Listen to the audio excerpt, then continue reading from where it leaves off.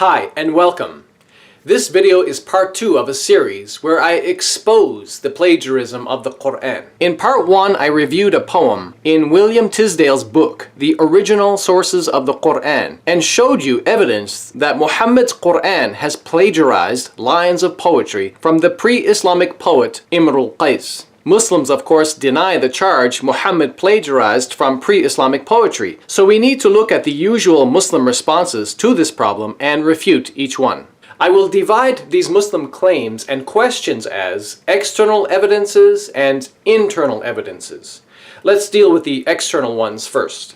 Number 1. Muslims claim nobody ever charged Muhammad with plagiarism. My response is, well, Tisdale himself made that charge. As we see here in the appendix to chapter 2, quote, "It would be difficult to imagine Muhammad venturing to plagiarize from such a well-known author as Imr al-Qais, even though, as we shall see later, he did so from less-known foreign sources." And for Muslims who want to focus on more ancient history, long before Tisdale lived, they ask, how could Muhammad get away with plagiarizing the poetry of the famous Imr al-Qais without historically being accused of plagiarism? Well, I would say Muhammad stole from the lesser-known poems, not the more famous ones, and this could explain why it was unnoticed by others. Tisdale himself indicates this in the appendix to chapter 2, where he says, quote, "These odes formed no part of the mu'allaqat. They were not as generally current as poems contained in the later collection were." In other words, it appears Muhammad has plagiarized from the lesser-known work of Imr al-Qais, which was not part of the famous mu'allaqat collection. These lesser-known verses Muhammad inserted into the Quran, chapter 54, and in other places. And if you're wondering how the less famous poetry of Imr al-Qais got added to an edition of the famous mu'allaqat collection, that's explained here in this Wikipedia article on the mu'allaqat. It's due to the great celebrity status of Imr al-Qais that later scholars would add a poem of his to the mu'allaqat collection, while not intending to make that poem an intrinsic part of that work. Number 2, Muslims also claim the pagan Quraysh tribe were the most knowledgeable people about Arabic poetry, and also the most eager to deny Muhammad. Nevertheless, none of them made such an accusation that Muhammad had taken some of the Quran from Imr al-Qais. Well, I say the Quran itself kind of refutes that argument. I've already shown it repeatedly admits Muhammad was being accused of producing poetry. Think about it. How can an illiterate man who allegedly could not read or write be accused of producing poetry? This charge only makes sense if he was plagiarizing it from someone else. Number 3, some Muslims claim the poem displayed by Tisdale does not exist anywhere in Imr al-Qais's poetry extant today. Well, I'd say that's probably because of the controversy. It's been removed due to fear and intimidation by Islamic authorities. However, we know the poem did exist outside of Persia in Tisdale's time, as he says in a footnote in the appendix to chapter 2, quote, "The Reverend Dr. Zwemmer of Bahrain, however, informs me that he has found the words ذَنَتِ السَّاعَةُ وَانشَقَّ الْقَمَرُ in the last section of the last poem of Imr al-Qais in an edition which he possesses. This shows that in the early 20th century, the poem had been found both in Iran and Bahrain, so it wasn't completely wiped out of existence." Number 4, Muslims say the poem has no original written manuscript. I respond by saying, so what? Poetry in pre-Islamic times was memorized and passed down by oral transmission, and was only written down later. This is not a good excuse for Muslims to use, because the Quran was also first transmitted orally and written down later. Based on this argument, Muslims would have to reject the Quran also, due to the absence of a first original Quran manuscript. Number 5, Muslims claim many Persians are anti-Arab and want to reject an Arab prophet, and it's no surprise that poem was found in Persia, implying that it's a fabrication. My response is, that makes no sense, because Iran's population is mostly Shia Muslim, and these Persian Muslims believe in the same Arabic Quran and same Arab prophet which Arab Muslims believe in. Yes, Tisdale's source came from Persia, but as we've just seen, a friend of his in Bahrain also had an edition of poetry attributed to Imr al-Qais, which contained the same words. Bahrain is not Persian, but an Arab Muslim country. The poem therefore seems to have an Arabic source. Now let's deal with the internal evidences. Number 6. Muslims say Tisdale changed his opinion and ended up agreeing with his expert colleague that the poem attributed to Ibn al-Qais was inauthentic. Well, that's true, but I believe Tisdale is wrong here. I will show you why in a minute. In a footnote in the appendix to chapter 2, Tisdale gives the reason for his expert friend's conclusion. He says, quote, "This is the opinion of Sir C.J. Leal, than whom it would be difficult to find anyone better qualified to speak on the subject of ancient Arabic poetry. In a letter which he has kindly sent me regarding the authorship of the lines in question attributed to Ibn al-Qais, he expresses his conviction that they are not his, giving reasons rounded principally upon the style and the meter." Tisdale goes on to say, "His arguments have caused me to modify the opinion on the subject expressed in my Persian work." So we notice here the reason for concluding the poem is not the work of the master poet Ibn al-Qais was that Sir Leal, being an expert in ancient Arabic poetry, apparently saw problems in the style of the poem. But in my opinion, this is not a good reason to automatically dismiss the poem's authenticity, because it's well known that Ibn al-Qais had a drinking problem, as you see here in this Wikipedia article, and he may have composed this poem while drinking. So this easily explains how a master poet could compose poetry which contained weakness of style or some inaccuracy of meaning. It wouldn't be so strange if he was drunk. But another possibility is that the scribes who copied Ibn al-Qais's poem may have made copyist errors. Such errors could occur especially if copying poetry from a different Arabic dialect. Lastly, it's important to point out that in one of his footnotes, Tisdale mentioned that in Bahrain there were scholars of Islam or learned Muslims who apparently thought the poem was original because they found it perplexing or troubling. Number 7. Muslims also claim this poem attributed to Ibn al-Qais cannot be original because there are expressions of monotheism in it. The poetry mentions as-sa'a, or the hour, and the belief in being revived on the day of judgment. They claim this is surprising for a poet known to have a bad moral character, and pre-Islamic Arabs did not believe in resurrection and doomsday. Well, I say there is some evidence that Ibn al-Qais may have been a Christian of some sort. Not a true Christian, a bad one perhaps. Or he may have been influenced by Christianity in some ways. And this means Muhammad was even more likely to plagiarize from him because Muhammad was known to plagiarize from Jewish and Christian sources at other times. If Ibn al-Qais was a pagan, Muhammad would have been less likely to plagiarize from him. As you see here in this Wikipedia article, Ibn al-Qais was known to have contact with influential Christians of that time. So it's not so strange that he wrote some of his poetry while being influenced by biblical concepts. In ending this video, I will conclude that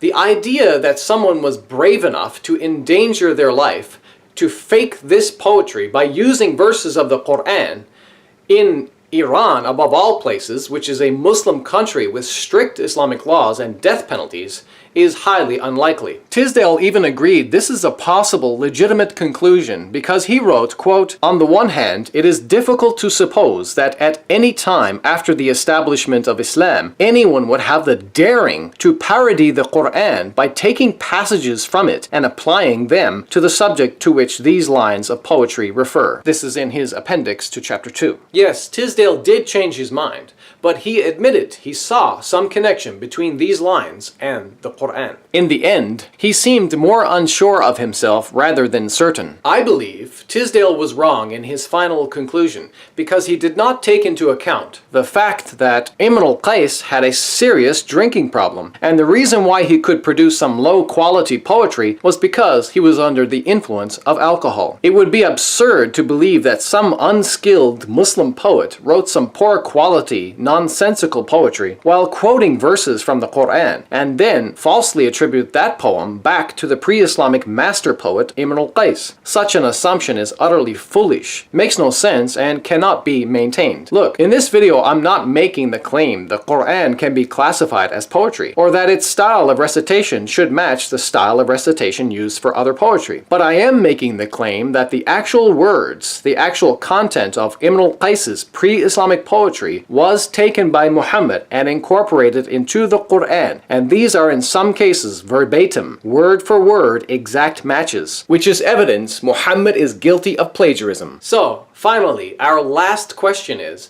why would Muhammad need to plagiarize poetry? Well, my theory is that in the early part of his so-called prophethood, In the Meccan period, which is when chapters 21, 37, 54, and 93 were revealed, most people didn't believe in Muhammad. So obviously his so-called linguistic miracle, the Quran verses or ayat, were not considered a big deal to most people. So Muhammad had to beautify the Quran with some nice poetry to make it more amazing and acceptable to people. This was achieved by plagiarism. Muhammad knew what he was doing. He knew the power and influence which poetry had upon 7th century Arabian society, and as you see here, this is evidenced by his assassinations of various poets who opposed him. Lastly, I will leave you Muslims with some Arabic recitation. It looks and sounds like the Quran, but it's actually Ibn al-Qays's pre-Islamic poetry. This is meant to give you a better insight into how Ibn al-Qays's pre-Islamic poetry became Muhammad's Quran. It all makes perfect sense now. دنت الساعة وانشق القمر عن بزاد صاد قلبي ونفر أخور قد خرت في أوصافه ناعس الطرف بعينه حور مر يوم العيد بي في زينة فرراني فتعاطى فعقر. Therefore, behold, I am against the prophets, saith the Lord, that steal my words every one from his neighbor. Behold, I am against the prophets, saith the Lord, that use their tongues and say, He saith. Behold, I am against them that prophesy false dreams, saith the Lord, and do tell them, and cause my people to err by their lies and by their lightness. Yet I sent them not, nor commanded them. Therefore they shall not profit this people at all, saith the Lord. And when this people, or the prophet, or the priest, shall ask thee, saying, What is the burden of the Lord? Thou shalt then say unto them, What burden? I will even forsake you, saith the Lord. Thanks for watching. Don't forget to like, subscribe, and click the notification bell so you won't miss future videos. Also, to support my work, please consider becoming a patron at patreon.com/don'tconverttoislam.